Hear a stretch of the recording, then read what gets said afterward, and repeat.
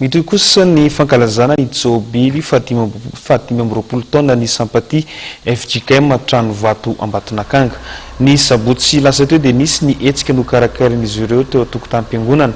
Araka izao fanazavany totem Soroy mandrindra azy izao.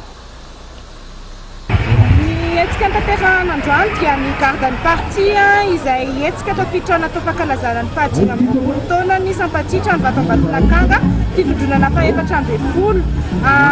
Anisan'ny hetsika fitadiavam-bola amin'ny alalan'ny hoe tsara ketrika any-pitolony androany, izany hoe nafahana miaraka ny sakafo sy ny faly tamin'ireo sakaiza sy mpanohana ny fikambanana, nafahana ihany koa nampifaly ireo ankizy tamin'ny kilalao maro isan-karazany dia nisy ihany koa trano eva maro izay nafahana nampiseho ny fahaiza-manao ny sampany dia nisy ny seho talenta ihany koa.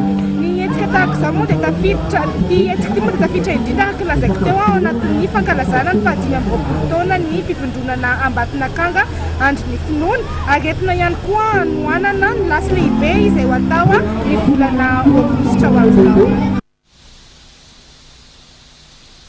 Dia iny ihany koa no makatona ny fampalalam-baoantsika teto amin'ny fahitalavitra matevery mpijery ajaina tamin'ity alina ity isaorantsika ny tokantrano-tany nahatranjery hatramin'ny farany.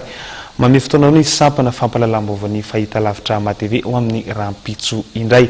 Ny tena kosa dia mametraka veloma mandrapitafa ho amin'ny manaraka indray.